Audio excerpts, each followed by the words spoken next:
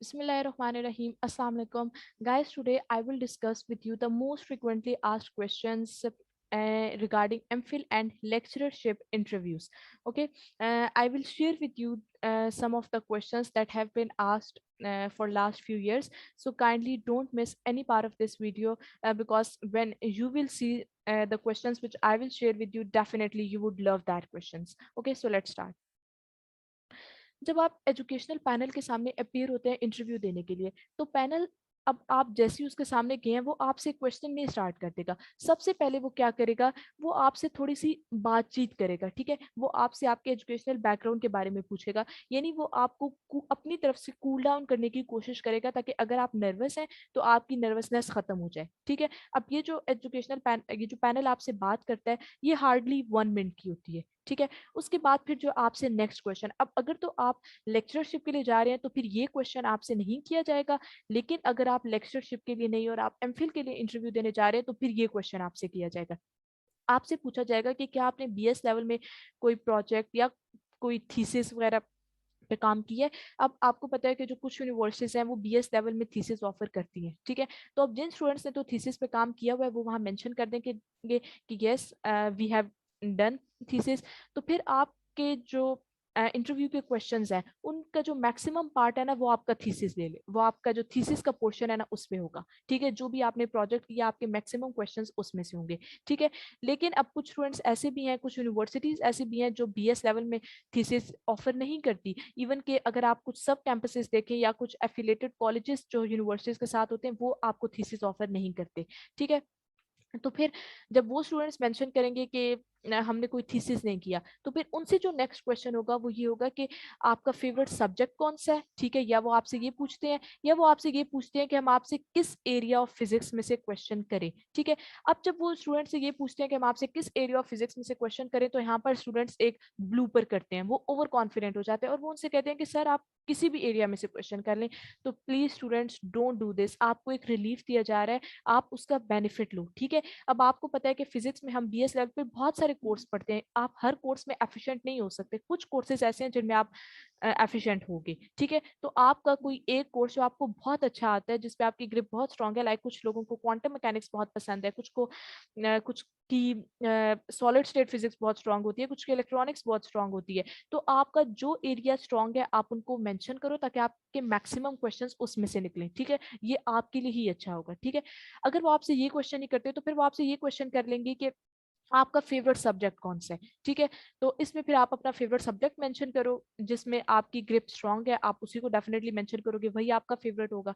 सही है, तो ये जो क्वेश्चन है ये 95% ऑफ द टाइम्स पूछा जाता है। सही है, तो अब यहाँ पर आप लोगों ने एक और बात मैं लाजमी यहाँ पर मेंशन करना चाहूंगी कि बाज औकात ये सवाल नहीं भी पूछा जाता। मैंने कहा है सिर्फ 95% ऑफ द टाइम्स ये क्वेश्चन पूछा जाता है, 5% ऑफ द टाइम्स नहीं भी पूछा जाता।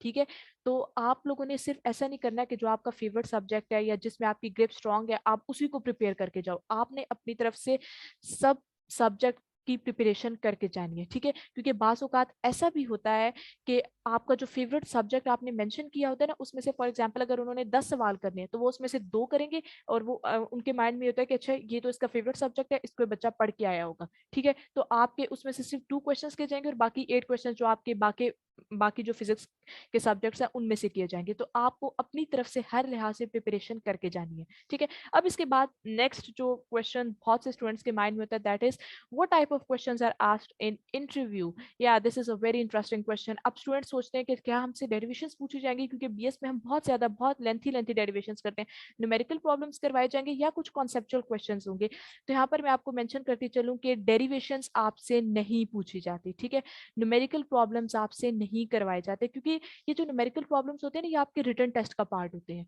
ठीक है, लेकिन मैं आपको सेफ साइड पे रहने के लिए ये लाजमी कहूंगी कि आप ये जो कुछ मैंने मेंशन किए हुए हैं कि लाइक एटवुड मशीन का प्रॉब्लम हो गया। ठीक है, जिसमें आपको एटवुड मशीन के एक्सेलरेशन और टेंशन निकालनी आनी चाहिए। इस तरह से जो सेंटर ऑफ मास से रेलेवेंट प्रॉब्लम्स होते हैं कि आपको सेंटर ऑफ मास फाइंड करना आना चाहिए लॉन्ग रॉड का, कुछ इस तरह के जो बेसिक्स है। Similarly movement of inertia of different objects आपको फाइंड करना आना चाहिए। ठीक है, तो इस तरह के कुछ जो प्रॉब्लम्स है ना छोटे छोटे, आप इनको लाजमी प्रिपेयर करके जाएं। ठीक है, आप खुद को सेफ साइड पे रखने के लिए कि इन केस अगर आपसे कह दिया जाता है कि आप हमें movement of inertia of disc निकाल के दिखाएं, ठीक है। तो वैसे तो आप सबको याद है कि moment of inertia of disc होता है हाफ एम आर स्क्वायर, ठीक है, लेकिन उसको निकालना दैट इज डिफरेंट, ठीक है। तो इस तरह के जो छोटे छोटे प्रॉब्लम्स हैं जो आप एफएससी में भी करके आए हो, फिर आपने बीएस में भी उनको किया, तो उनको तो लास्ट में आप प्रिपेयर करो, ठीक है, उनको स्किप ना करो। Now move on to the very important question and that is, अच्छा अब जब आपसे डेरिवेशंस भी नहीं होनी, मेडिकल प्रॉब्लम्स भी नहीं होने, तो फिर स्टूडेंट्स कहते हैं अच्छा इसका मतलब है बहुत कॉन्सेप्चुअल क्वेश्चंस होंगे। अच्छा, तो अब ये कॉन्सेप्चुअल क्वेश्चंस किस तरह के होते हैं, अब जरा हम इनको डिस्कस करते हैं, ठीक है। This is very important. Conceptual questions में वो आपसे आपकी जो फाउंडेशन है फिजिक्स की वो आप उसको चेक करेंगे। वो चेक करेंगे कि आपने फिजिक्स 4 साल पढ़ी है, आपको कितनी फिजिक्स आई है, आपने फिजिक्स को कितना समझा है, आप फ्यूचर में फिजिक्स में किस हद तक काम कर सकते हो, इसमें आप कितनी प्रोग्रेस कर सकते हो, क्या आपके बेसिक कॉन्सेप्ट्स हैं कि आप एमफिल में एमफिल फिजिक्स कर सकते हो, ठीक है। तो आपके जो बेसिक कॉन्सेप्ट्स है ना उन्हीं को चेकआउट किया जाएगा, ठीक है। मैं आपके साथ अब कुछ जो क्वेश्चंस हैं जो पिछले कुछ सालों में पूछे गए हैं, ये प्यास के एमफिल लेवल के इंटरव्यू में, इवन के नस्ट के, कायदे आजम यूनिवर्सिटी के, और इवन के पीपीएससी और एफपीएससी के लेक्चर एग्जाम्स में भी जो क्वेश्चंस पूछे गए हैं मैं आपके साथ वो शेयर करने जा रही हूँ, ठीक है। आप उन क्वेश्चंस को देखें, इससे आपको ये आइडिया आपके माइंड में क्लियर होगा कि आपसे इंटरव्यू में किस तरह के क्वेश्चंस पूछे जाते हैं। Okay, now move on.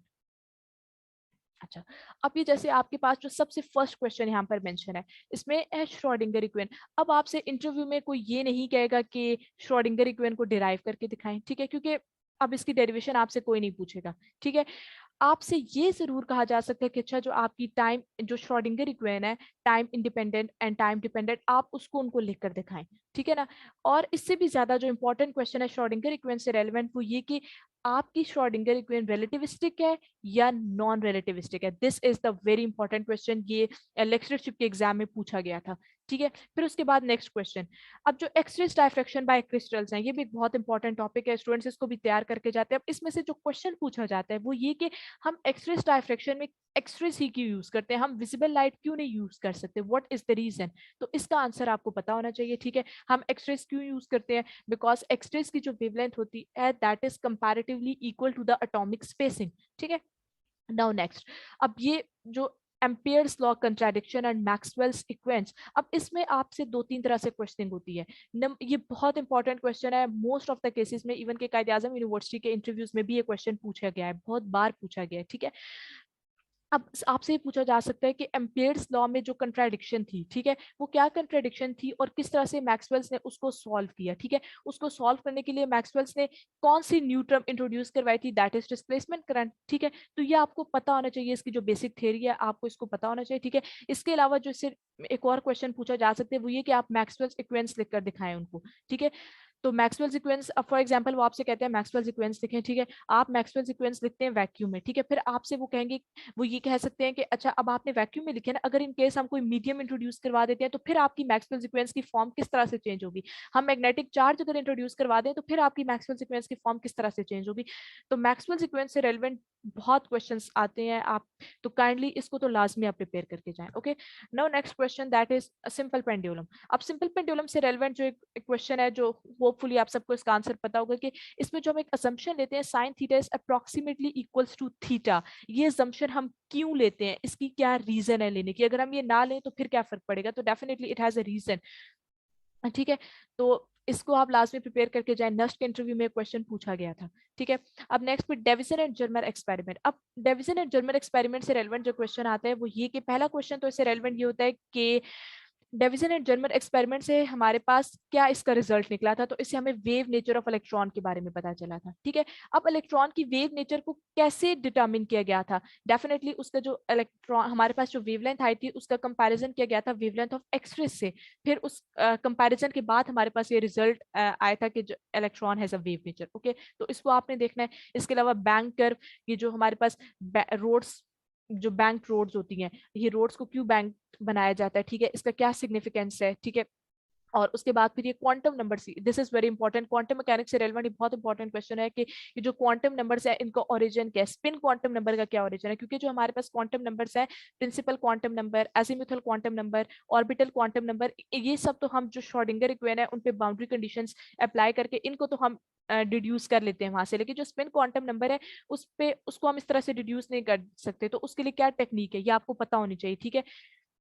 Exchange particles, this is very important कि एक्सचेंज पार्टिकल्स, जैसे हम अगर हम कूलम्स लॉ की बात करते हैं तो हम कूलम्स लॉ हमारे पास क्या है कि उसमें दो चार्जेस क्या है, एक दूसरे के ऊपर फोर्स एक्सर्ट करते हैं, क्या वो डायरेक्टली एक दूसरे के ऊपर फोर्स एक्सर्ट करते हैं, और there is some medium between that, there we it is better to say that there is some mediator. Okay, तो that mediators are exchange particles. ठीक है, अगर आप इलेक्ट्रोमैग्नेटिक रेडिएशंस की बात करें तो उसमें आपके पास एक्सचेंज पार्टिकल्स कौन से होते हैं, फोटॉन्स। ठीक है, तो इस तरह से जो एक्सचेंज पार्टिकल्स का कॉन्सेप्ट है ये आपको पता होना चाहिए। ठीक है, discovery of neutrino, beta decay reactions की जब आप बात करें तो उसमें जो सबसे इंपॉर्टेंट चीज है वो ये है कि न्यूट्रिनो क्यों डिस्कवर किया गया था, न्यूट्रिनो की प्रॉपर्टीज क्या है। ठीक है, तो डेफिनेटली यहाँ पर law of conservation of charge mass के लिए न्यूट्रिनो की डिस्कवरी हुई थी। ठीक है, एंड नेक्स्ट जो हीट एंड थर्मोडायनेमिक्स से क्वेश्चन आया, बड़ा एक कॉमन क्वेश्चन है कि why specific heat at constant pressure is greater than specific heat at constant volume. ठीक है, अगर हम मैकेनिक्स से फ्रिक्शन से रेलेवेंट क्वेश्चन देखें तो वो आपके पास आता है कि why static friction is greater then kinetic friction. Okay, फिर एक नेक्स्ट क्वेश्चन मैकेनिक्स में से कि अर्थ है, अर्थ को हम इनर्शियल फ्रेम कंसीडर करते हैं, नॉन इनर्शियल फ्रेम, तो definitely earth is an inertial frame of reference, आप सबको पता होगा, लेकिन क्यों हम उसको इनर्शियल कंसीडर करते हैं। ठीक है, तो इसका आंसर आपको पता होना चाहिए। फिर जब हम लोग ना इंस्टेंटेनियस की बात करते हैं, हम इंस्टेंटेनियस पावर, इंस्टेंटेनियस एक्सीलरेशन, तो आपने देखा होगा उसमें ना बाय डेफिनेशन हमारे पास ये एक टर्म आ रही होती है, limit del t approach to zero, तो इसका मीनिंग क्या है ये आपको पता होना चाहिए। ये जो del t approach to zero, what does it mean.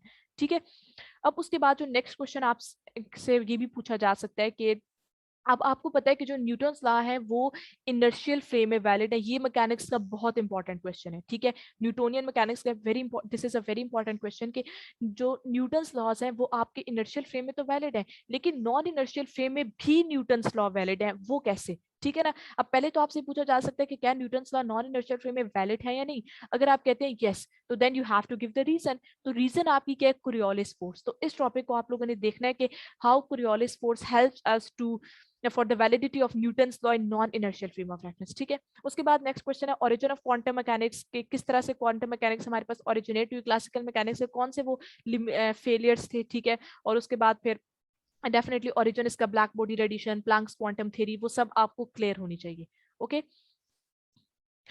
Next फिर आपसे जो photo electric effect, Compton effect, इनसे रेलेवेंट जो आपसे क्वेश्चंस पूछे जाते हैं वो इनके फेलियर्स हैं, इनकी क्या क्लासिकल फेलियर्स थे कि उसके बाद, और फिर क्वांटम मैकेनिक्स से उनको किस तरह से उन फेलियर्स को जो वो डिस्क्रिपेंसीज थी उनको खत्म किया। ठीक है, इसके अलावा फोटो इलेक्ट्रिक इफेक्ट से जो कुछ क्वेश्चंस पूछे जाते हैं वो ये भी होते हैं कि अगर आप जो आपके पास इलेक्ट्रॉन्स एमिट हो रहे हैं उनकी इंटेंसिटी इंक्रीज करना चाहे तो उसके लिए आपको क्या करना होगा, एनर्जी इंक्रीज करनी हो तो उसके लिए आपको क्या करना होगा, आइंस्टाइन फोटो इलेक्ट्रिक इक्वेशन। तो these are some of the very important questions.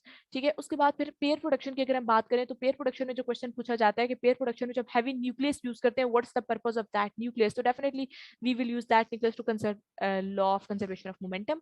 Okay, next question जो सेंट्रल फोर्स से रेलिवेंट है कि सेंट्रल फोर्स आपके पास कंजर्वेटिव फोर्स है, नॉन कंजर्वेटिव है। अब अगर आप कहते हैं कंजर्वेटिव है तो आपको उसकी भी रीजन देनी पड़ेगी, आप कहते हैं नॉन कंजर्वेटिव है तो आपको उसकी भी रीजन देनी पड़ेगी। Central force is a conservative force. ठीक है, ये इसका आंसर है, लेकिन इसकी रीजन आपको देनी पड़ेगी, आपको इसको प्रूव करना पड़ेगा कर्ल ऑफ, जब आप इसका कर्ल निकालेंगे। अगर आपके पास, हमें पता है कि अगर आपने प्रूव करना है कि अगर कोई फोर्स कंजर्वेटिव है तो उसके लिए हम क्या करते हैं कि हम उसका कर्ल ले लेते हैं। ठीक है, अगर आपके पास जो कर्ल है वो जीरो के इक्वल आ रहा है तो it's mean that force is conservative. Next जो रदरफोर्ड स्कैटरिंग एक्सपेरिमेंट है उसके क्या फेलियर्स थे, बोहर्स मॉडल ने कैसे उसके फेलियर्स को ओवरकम किया, इस पे क्वेश्चन होती है। ठीक है, लेनार्ड जोन्स पोटेंशियल, यस इसका ग्राफ आपको आना चाहिए स्टूडेंट्स, और उस ग्राफ की एक्सप्लेनेशन आपको आनी चाहिए। नेक्स्ट अगर टॉर्क से रिलेवेंट हम क्वेश्चन देखें तो आपसे पूछा जा सकता है कि बड़ा ही कॉमन सा क्वेश्चन है जो मैट्रिक लेवल से पढ़ते आ रहे हैं कि आप लॉन्ग स्पैनर क्यों यूज करते हैं, शॉर्ट स्पैनर क्यों नहीं यूज करते। ठीक है, अब Gamow theory of alpha decay tunnelling effect, इसमें जो आपसे क्वेश्चन होता है वो ये होता है कि अब देखिए हम ना अल्फा डिके में बात करते हैं कि हमारे पास न्यूक्लियस में से अल्फा पार्टिकल्स एमिट होते हैं। अब जो अल्फा पार्टिकल्स हैं उनकी एनर्जी तो बहुत कम है as compare to the nucleus, nucleus उनके लिए एक बैरियर है, एक पोटेंशियल बैरियर है, तो वो कैसे उस पोटेंशियल बैरियर को ओवरकम करके न्यूक्लियस से बाहर निकलते हैं, तो here comes the concept of tunnelling effect. ठीक है, तो आपने इसको लाजमी देकर जाना है। ओके, नेक्स्ट एक्सरेस प्रोडक्शन, अब एक्सरेस प्रोडक्शन में ये भी आपसे क्वेश्चन पूछा जा सकता है हम हमेशा हैवी एलिमेंट्स क्यों यूज करते हैं, हम हाइड्रोजन एटम क्यों नहीं यूज करते एक्सरेस प्रोडक्शन में, हम इसी प्रोडक्शन में टंगस्टन यूज करते हैं, व्हाई नॉट हाइड्रोजन एटम। ठीक है, उसके बाद हाइड्रोजन स्पेक्ट्रम आपके पास लाइन स्पेक्ट्रम क्यों है ये आपसे पूछा जा सकता है। ठीक है, बीटा डीके से रेलेवेंट जो इंपॉर्टेंट क्वेश्चन है वो ये है कि अब न्यूक्लियस में तो हमारे पास होते हैं प्रोटॉन्स एंड न्यूट्रॉन्स, लेकिन बीटा डीके में हमारे पास न्यूक्लियस में से इलेक्ट्रॉन्स एमिट हो रहे हैं, तो क्या न्यूक्लियस में इलेक्ट्रॉन्स एग्जिस्ट करते हैं, तो नो। अब यहाँ पर जो प्रोटॉन्स और न्यूट्रॉन्स, प्रोटॉन्स की न्यूट्रॉन्स में कन्वर्जन है या उसके रिजल्ट में आपको इलेक्ट्रॉन्स मिलते हैं। ठीक है, तो इसको आप लास्ट में देकर जाए। उसके अलावा ये जो अल्फा और बीटा डीके के रिजल्ट में जो एनर्जी स्पेक्ट्रम हमें मिलता है ये कंटिन्यूस है या लाइन है। ठीक है, लेंजेस लेंजेस लॉ से रेलेवेंट जो क्वेश्चन है दैट इज के लॉ कि जो लेंजेस लॉ है इसको आप एक्सप्लेन करें कि how it is law of conservation of energy, how it obeys law of conservation of energy. Okay, Faraday's law में जो एक नेगेटिव साइन आपके पास आता है उसका क्या पर्पस है, आप सबको अब ये पता होगा कि वो नेगेटिव साइन को लेंजेस लॉ ने एक्सप्लेन किया था, ठीक है, उसका क्या पर्पस है। ठीक है, इसके अलावा साउंड वेव से जो रेलेवेंट आपसे क्वेश्चंस पूछा जा सकता है वो ये कि साउंड वेव्स लॉन्गिट्यूडल क्यों क्यों है, why they are not transverse, तो आपको ये भी पता होना चाहिए। ये मैंने आपसे कुछ क्वेश्चंस वो शेयर किए हैं जो पास्ट फ्यू ईयर्स में पूछे गए हैं डिफरेंट प्लेटफॉर्म्स पे, ठीक है, प्यास के एमफिल लेवल के टेस्ट में, कायद आजम यूनिवर्सिटी के, नस्ट के, लेक्चरशिप एग्जाम्स में, पीपीएससी एफपीएससी के, ठीक है।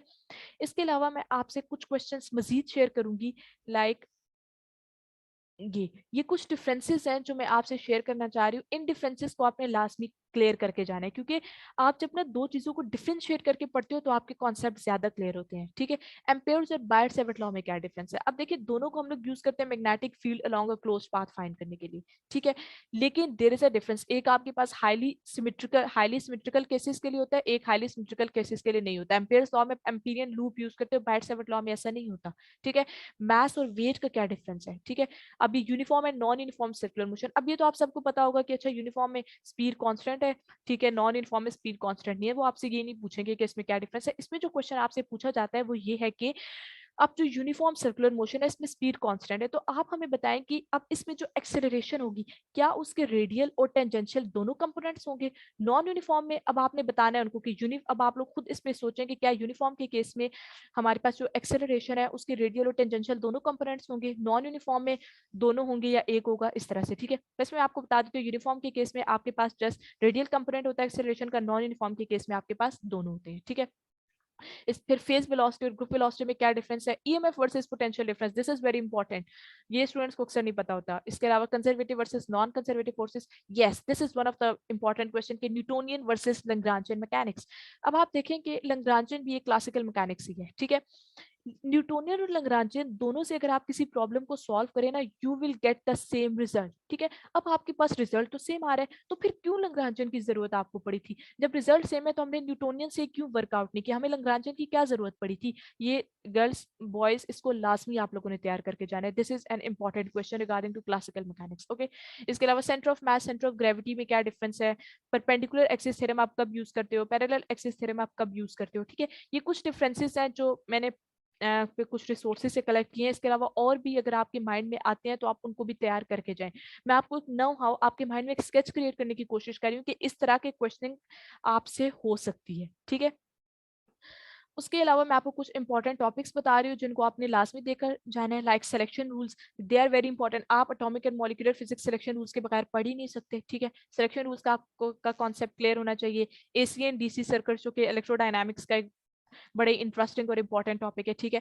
अगर हम इस तरफ आते हैं, वेव की तरफ आते हैं, तो आपके इंटरफेरेंस, डायफ्रैक्शन, पोलराइजेशन, जैसे पोलराइजेशन का क्या सिग्निफिकेंस हुआ था, पोलराइजेशन के रिजल्ट में आपको प्रूव होता है कि light has a transverse nature, okay.